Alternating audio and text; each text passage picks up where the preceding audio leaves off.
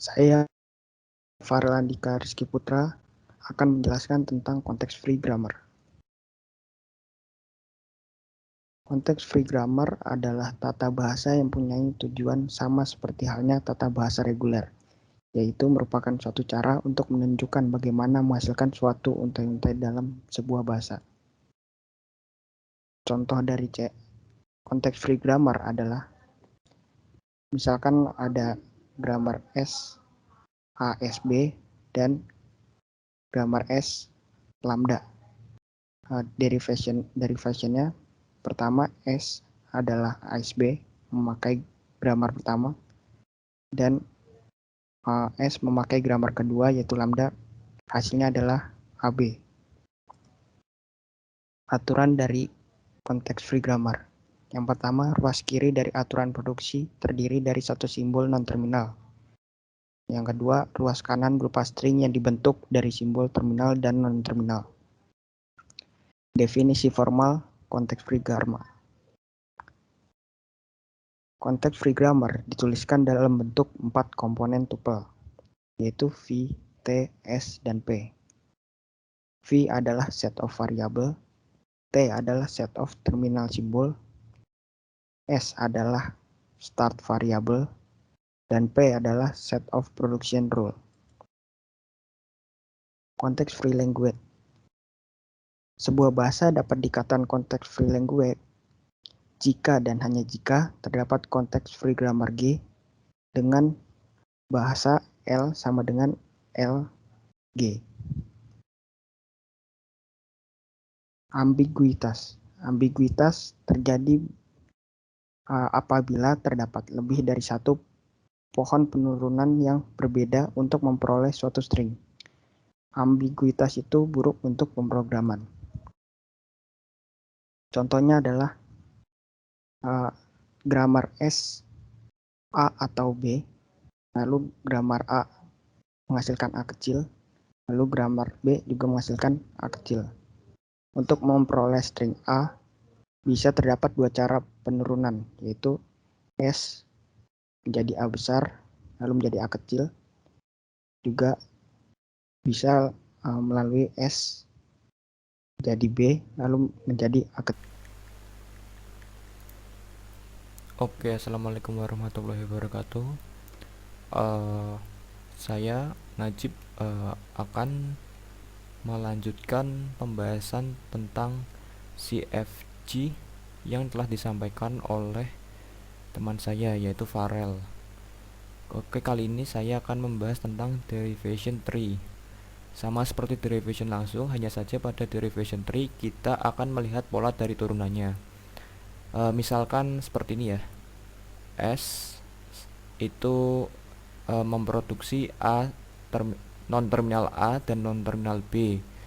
Sedangkan non-terminal A memproduksi terminal A, non-terminal A, or lambda. Kemudian si B sendiri ini memproduksi non-terminal B sendiri dan terminal B atau lambda. Nah, ini berikut ini adalah turunannya ya. Jadi ini semua diturunkan secara langsung.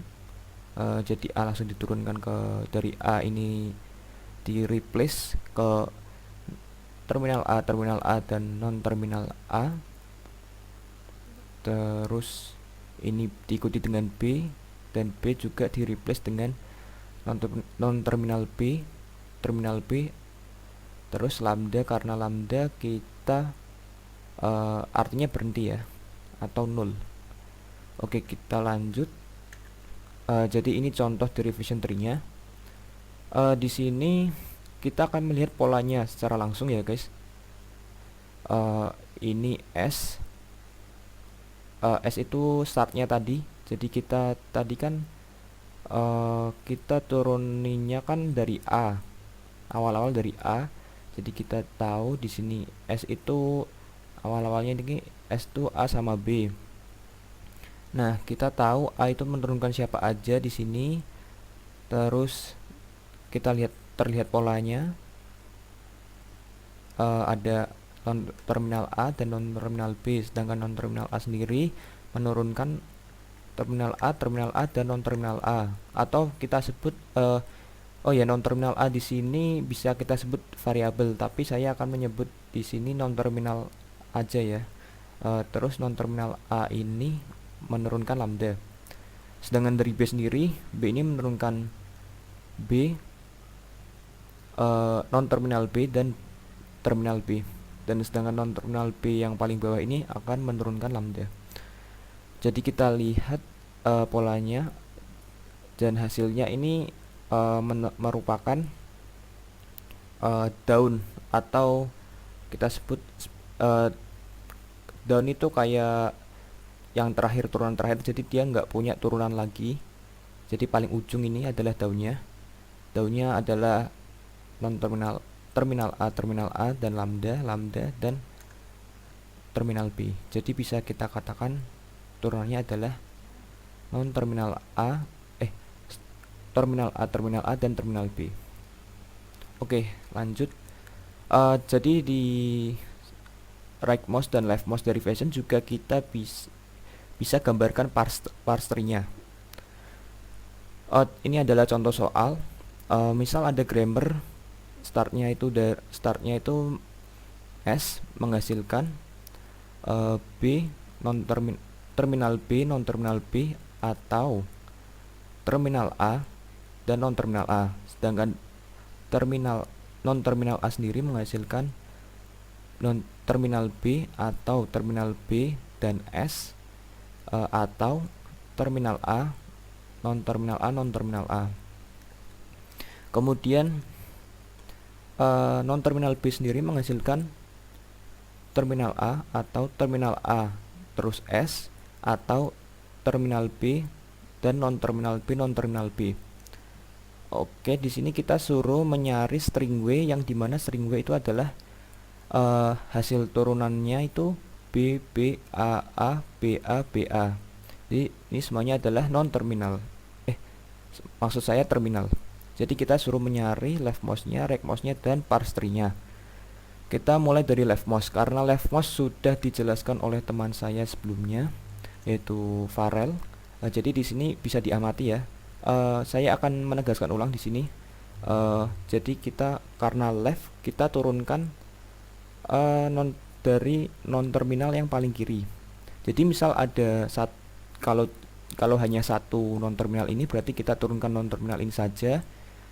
Tapi jika ada seperti ini, dua non terminal, maka kita ambil yang paling kiri. Terus nanti kita mereplace non terminalnya ini sesuai dengan apa yang kita butuhkan agar membentuk string BBAA BA BA. Oke, saya lanjutkan. Jadi di sini bisa terlihat terminal B, non terminal B, dan non terminal B. Kita pakai leftmost, yang kita turunkan lagi adalah non terminal B yang sebelah kiri. Terus kita replace dengan non terminal B, kita cari yang sekiranya bisa membentuk BBA BA BA. Jadi kita replace dengan A di sini, maka tersisa non terminal B yang pertama tadi, tapi yang sebelah kanan. Kemudian yang B yang baru ini, non terminal B yang baru ini kita replace dengan terminal A dan S. Kemudian terus kita replace lagi hingga membentuk final, yaitu sesuai dengan string W, BBAA BA BA. Oke, ini adalah leftmost derivationnya. Saya lanjutkan ke rightmost derivation. Seperti halnya leftmost derivation, rightmost derivation ini hanya berbeda di kita mereplace yang mana dulu. Jadi kalau yang di leftmost tadi kan kiri, berarti yang rightmost otomatis kanan. Jadi kita mereplace yang kanan dulu jika ada dua non terminal bersebelahan atau lebih dari satu non terminal, maka kita yang paling kanan itu yang kita replace dahulu. Jadi hasilnya sama saja, yaitu BBAA BA BA. Oke, untuk parsing tree-nya akan saya gambar langsung. Jadi di sini saya sudah siapkan paint.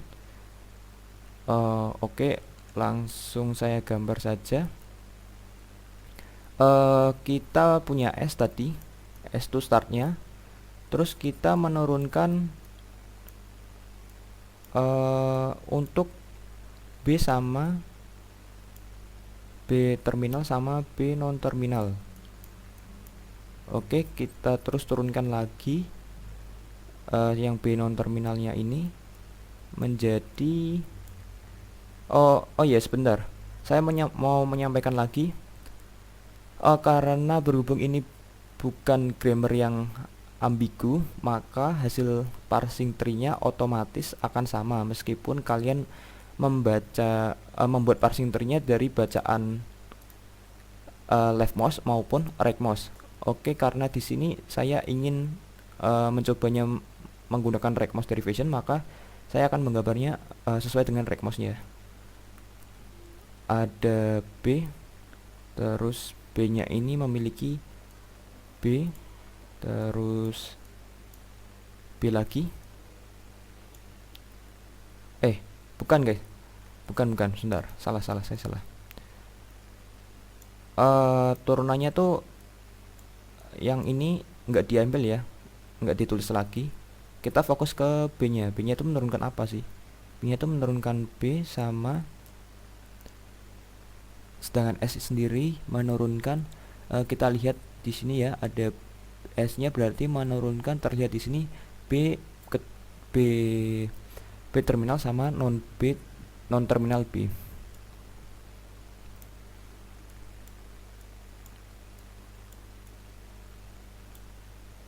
Oke, karena nggak cukup saya pindah dulu. Bentar.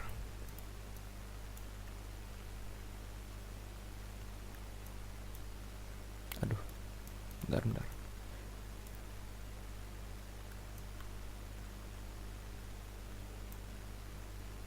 Oke, terus saya lanjutkan lagi.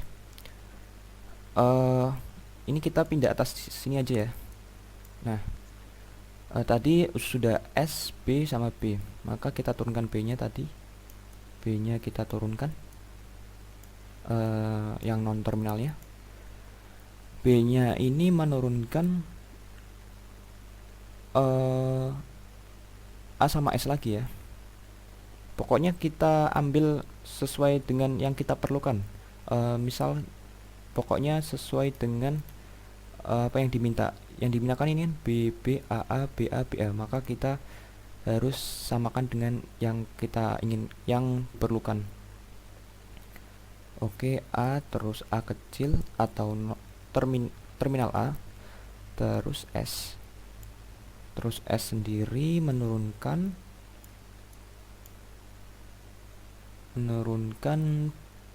terminal B sama non terminal B. Sedangkan non terminal B sendiri menurunkan A. Nah, karena sudah sampai ujung, bisa dilihat ya, jika diamati kita sudah sampai ujung. Ini yang untuk right-nya. Terus kita kembali ke B yang ini kita baru turunkan yang ini. Pokoknya ini saya tebali, yang tebali ini yang kita lakukan aksi penurunannya terlebih dahulu. Jadi yang saya tebali ini adalah yang kita fokuskan terlebih dahulu. Terus kita fokus ke B yang tadi, kita turunkan ke A. Maka bisa terlihat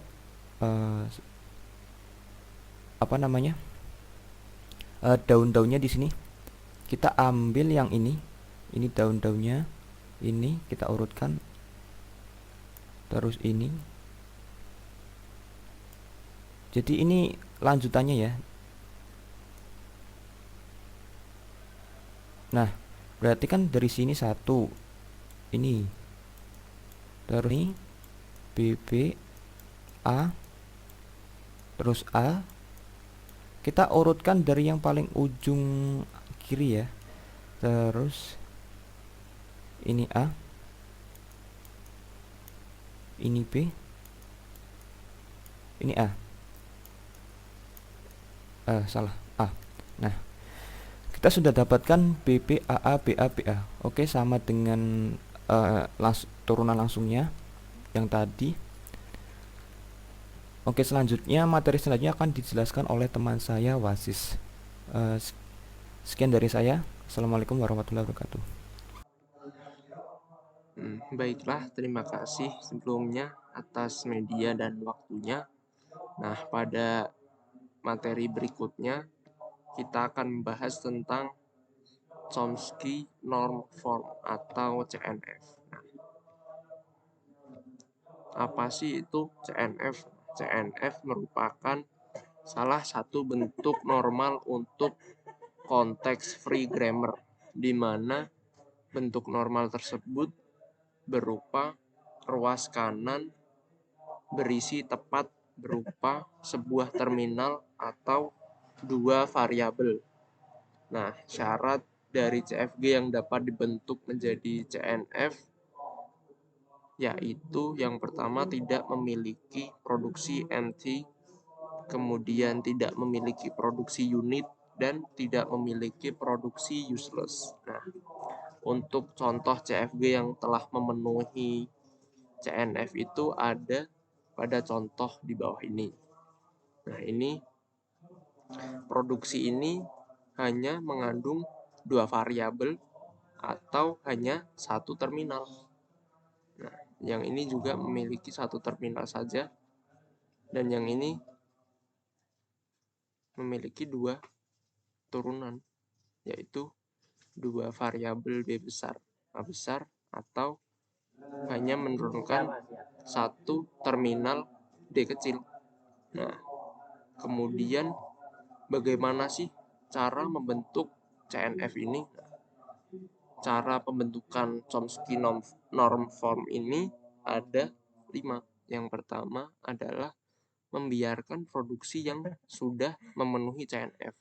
Nah, seperti pada contoh slide sebelumnya, jika sudah ada produksi yang memenuhi CNF, maka itu dibiarkan saja. Nantinya tetap menjadi produksi yang memenuhi. Kemudian yang kedua, jika ada produksi yang belum memenuhi syarat CNF, maka harus dilakukan penggantian produksi, di mana ruas kanannya,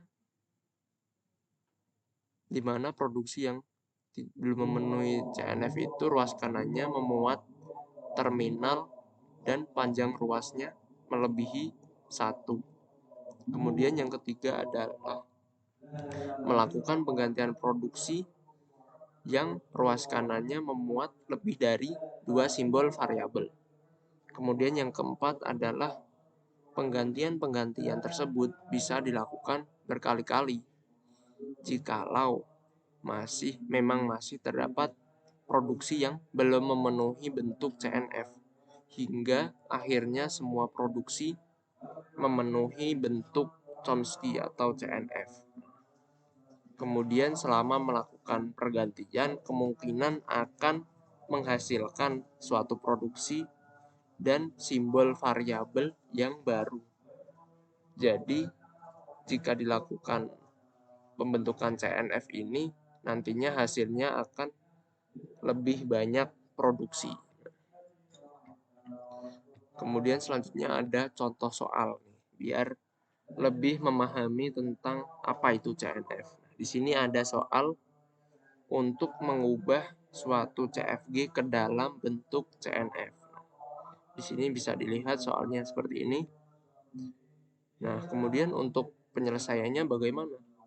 Nah, yang pertama adalah memisahkan produksi yang sudah memenuhi bentuk CNF. Nah, di sini terdapat dua produksi yang sudah memenuhi, yaitu A besar yang menurunkan satu terminal A kecil dan B besar yang menurunkan satu terminal B kecil. Nah, kemudian yang kedua, melakukan penggantian produksi pada produksi yang belum memenuhi CNF atau tidak sesuai. Nah, di sini kita ada 3 produksi, tapi ini sebenarnya ada 6 produksi. Hanya saja ini diperringkas dengan ini tanda atau ini. Langsung saja kita masuk ke cara penggantian produksi pada produksi yang belum memenuhi CNF. Nah, di sini yang pertama kita akan mengubah produksi S yang menurunkan B kecil A besar. Nah, di sini kita akan mengganti terminal B kecil dengan suatu variabel baru. Variabel baru ini kita ambil W. Bisa saja jika kalian ingin variabel yang lain boleh. Hanya saja di sini saya memilih variabel W. Nah, sehingga didapatkan ini S besar menurunkan W besar, A besar, dan juga W besar menurunkan B kecil.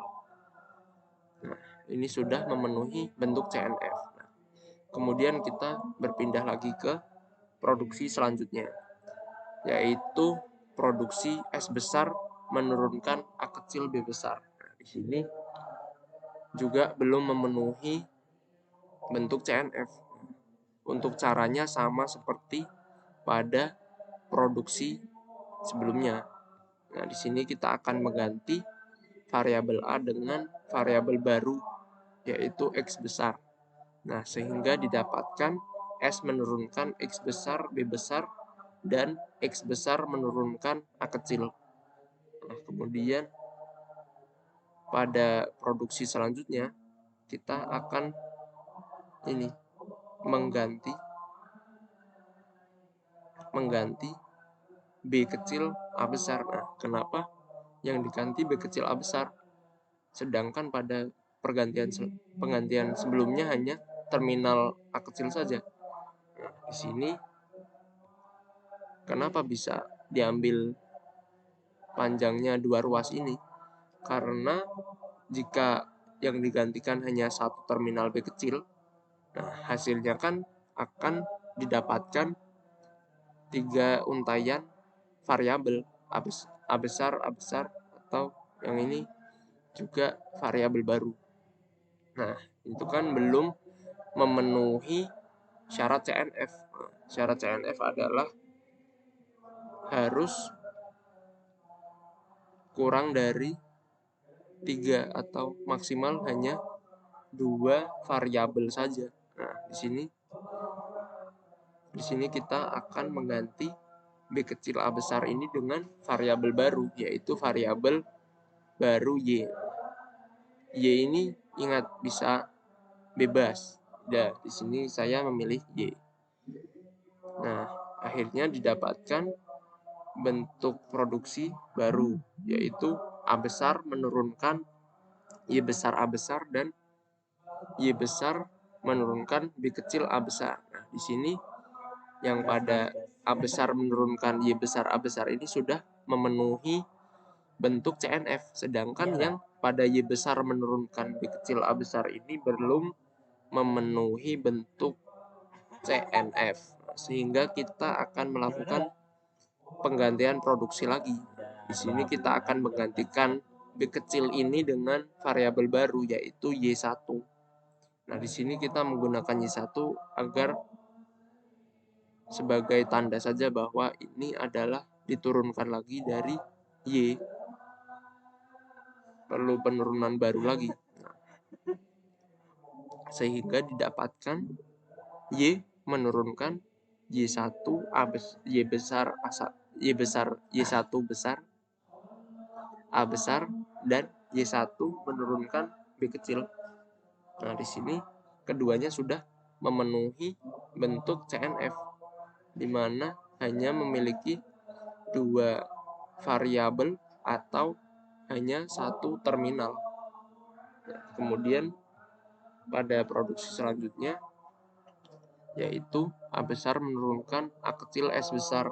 Caranya seperti pada slide sebelumnya, yaitu terminal A kecil ini digantikan dengan sebuah variabel baru, sehingga didapatkan produksi seperti ini.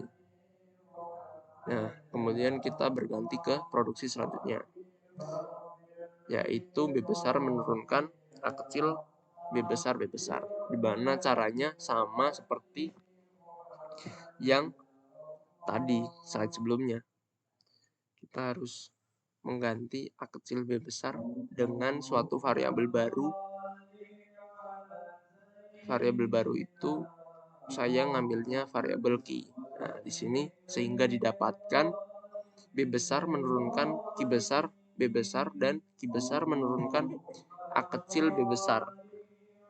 Di sini juga diketemui produksi yang masih belum memenuhi CNF, maka diturunkan lagi dengan mengganti terminal A kecil ini dengan variabel baru, yaitu Q1, sehingga didapatkan Q besar menurunkan Q1 B besar, dan Q1 menurunkan terminal A kecil. Nah, ini sudah memenuhi bentuk CNF. Kemudian pada produksi selanjutnya, sama seperti pada produksi ini. Sehingga yang ini didapatkan B besar menurunkan R besar S besar, dan R besar menurunkan B kecil. Ini sudah memenuhi bentuk CNF. Sehingga pada hasil akhir kita mendapatkan beberapa produksi ini. Banyak produksinya. Pada sebelumnya kan kita hanya punya produksi tiga produksi ini.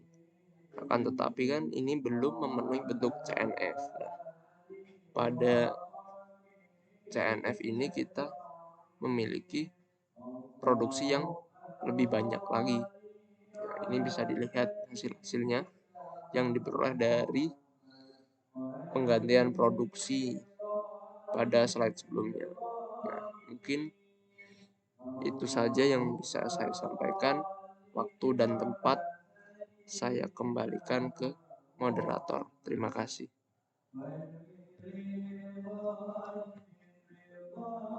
Oke, setelah membahas materi CNF yang telah dibahas oleh teman saya sebelumnya, yaitu WASIS, sekarang saya akan membahas materi mengenai Greibach Normal Form atau bisa kita sebut dengan GNF. GNF sendiri memiliki pengertian yaitu tata bahasa bebas konteks atau CFL jika setiap aturan produksinya mempunyai bentuk A, variabel A yang memproduksi terminal A, terminal A, terus ada variabel V1, V2 dan sedemikian sehingga VK dengan K lebih besar pada 0. Atau bisa kita tunjukkan, saya tunjukkan sebentar. Pen. Nah, ini bisa kita tulis seperti ini. Ini kita sudah memenuhi syarat GNF karena K-nya itu sama dengan 0 juga bisa ya. Jadi kita cuman isinya memproduksinya terminal saja juga boleh. Terus habis itu bisa seperti ini juga.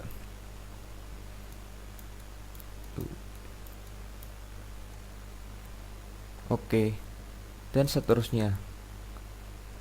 Oke, saya lanjutkan. Kemudian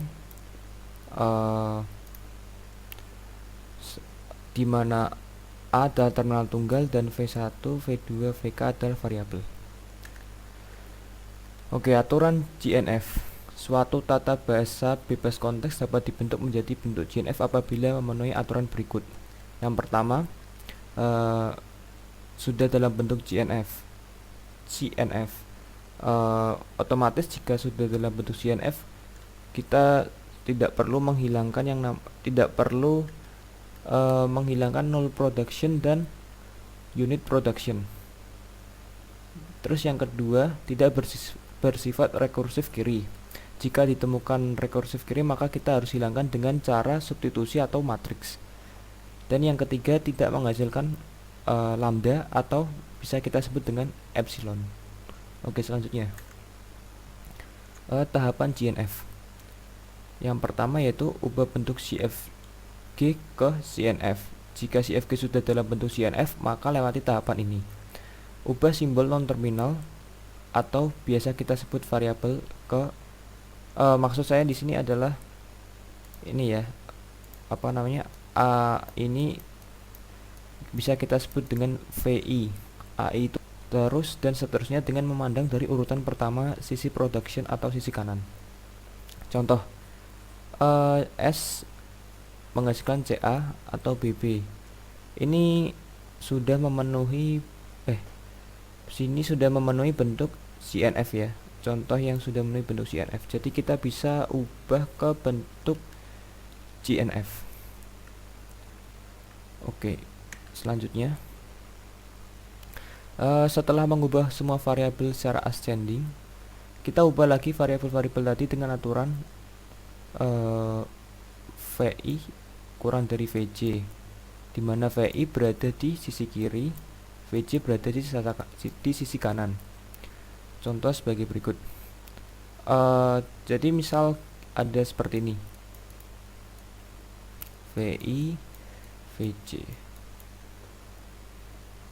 Ini kan seperti ini ya. Berarti bisa kita tuliskan seperti yang ada di sini. Jadi V1 ini sebagai VI dan V2 ini sebagai VJ. Kita mengabaikan yang di belakangnya ini ya. Jadi kita bisa tuliskan juga misal seperti ini, V3 sini V2. Jadi yang kita highlight tuh cuman yang VI nya ini, VJ nya ini. Selama VI nya kurang dari VJ, maka sudah memenuhi aturan ini. Terus juga apa namanya, ini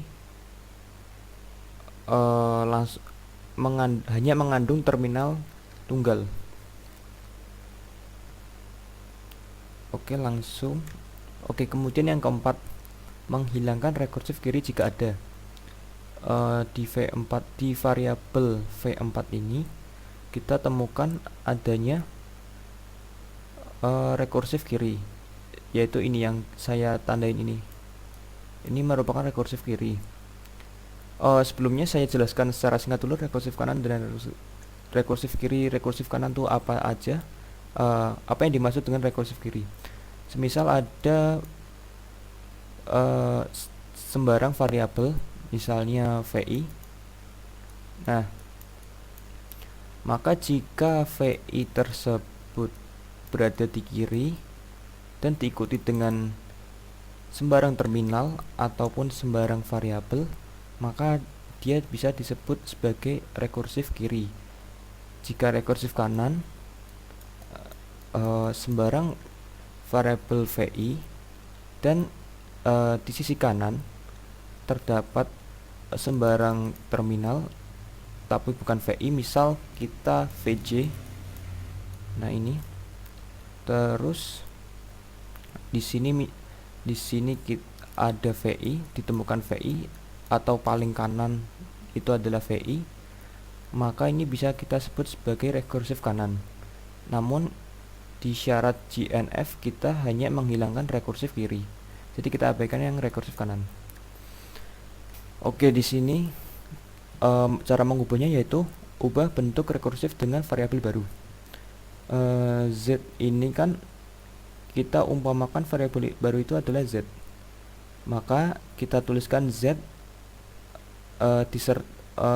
di mana Z memproduksi yang belakang ini kita sertakan di sini ya, terus diikuti oleh Z, atau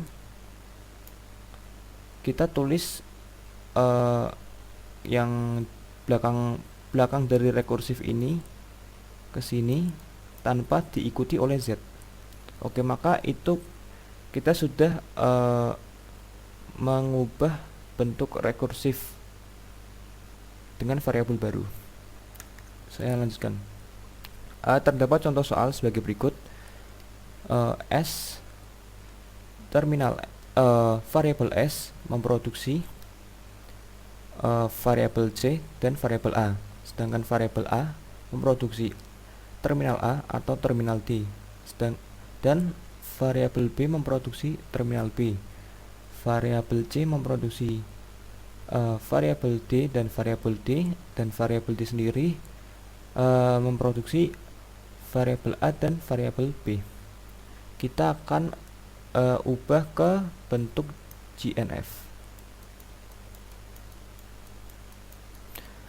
Aturan yang pertama tadi, kita harus mengecek apakah sudah CNF. Kita coba cek ya. Syaratnya CNF itu adalah hanya terdapat dua non terminal di sisi kanan, atau bisa kita sebut variabel, dan hanya terdapat terminal saja. Maka kita bisa cek ini S sudah memenuhi. Yang ini kan cuman dua terminal aja di sisi kanan, dua non terminal aja di sisi kanan, atau bisa kita sebut variabel, sudah memenuhi. Ini juga sudah memenuhi karena hanya ada satu terminal saja. Ini juga sudah memenuhi, ini sudah memenuhi, dan sudah memenuhi. Maka grammar ini sudah bentuk CNF. Oke, langkah kedua, kita ubah urutan-urutan dari masing-masing variabel di sini. Kita fokus ke sini dulu. Kita ubah yang namanya variabel di sini dengan urutan sebagai berikut. S kita ubah ke V1, dan C kita ubah ke V2. Kita urutkan berdasarkan start yang pertama, variabel start, terus diikuti oleh production pertama. Karena C production pertama di sini, maka kita replace dengan V2. Terus A, V3, terus kemudian B setelah A kan B di sini. Terus B V4, dan terakhir di V5. Oke, setelah kita ubah, kita tuliskan kembali ke grammarnya. Maka V1 sama dengan V2 V3, terus V3 sama dengan A atau D, terus V4 sama dengan, terus V2 maksud saya, sebentar, bukan sama dengan ya, menghasilkan ini ya, maaf, salah, ini harusnya tandanya gini, nah tanda panah. Terus V2 productionnya itu V5 dan V5, sedangkan V5 sendiri productionnya adalah V3 dan V4. Oke, langkah keempat, kita cek apakah VI kurang dari VJ. Jika diketemukan VI lebih besar atau sama dengan VJ, maka kita harus ubah ke bentuk VI kurang dari VJ. VI ini sendiri adalah ini yang saya tandain ini, terus yang VJ sendiri adalah ini. Bentar, kok bentar. Nah, ini adalah VJ. Karena A ini adalah terminal, maka kita langsung skip saja. Jadi dua bentuk A sama B ini kita skip. Kita fokus ke sini. Apakah S, karena kita sudah menggunakan V1 ini, maka ini akan mempermudah kita dalam menentukan urutannya. V1 apakah lebih besar daripada V2? Tidak. V3 kita lewati, V4 kita lewati, V2 kan kurang dari V5, berarti benar ya. terus V5 kurang dari lebih besar daripada V3. Nah, ini kita akan perbaiki yang ini. Kita urutkan. Caranya gimana? Kita substitusikan di mana V3 kita ubah dengan V3 yang ada di sini. V3 yang ini kita ubah dengan V3 yang ada di sini. Oke, kita mulai. Kita tuliskan ulang dulu lagi. V2 V3 kemudian V3 A atau D, kemudian V4 ke B, kemudian V2 ke V5 terus V5 menghasilkan A V4 atau D V4. Oke, dengan begitu semuanya sudah terurut. Kemudian aturan kelima, saya pindah sini aja dulu. Sini kali ya. Saya pindah sini. Nah, ini. Kita tentukan apakah masing-masing ini sudah memenuhi bentuk yang mana adalah A sama dengan memproduksi VI, di mana I lebih besar daripada 0, lebih besar sama dengan daripada 0. Oke, kita cek dulu dari S. Karena kita sudah ubah V1, berarti kita cek yang ini. Dan kita lihat ini belum ya, belum sama sekali. Sebelumnya kita, karena V5 ini sudah kita ubah, kita ubah semuanya yang berhubungan dengan V5. Contohnya adalah V2.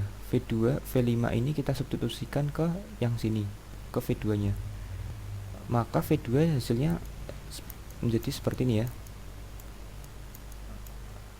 A V4 V5 atau D V4 V5.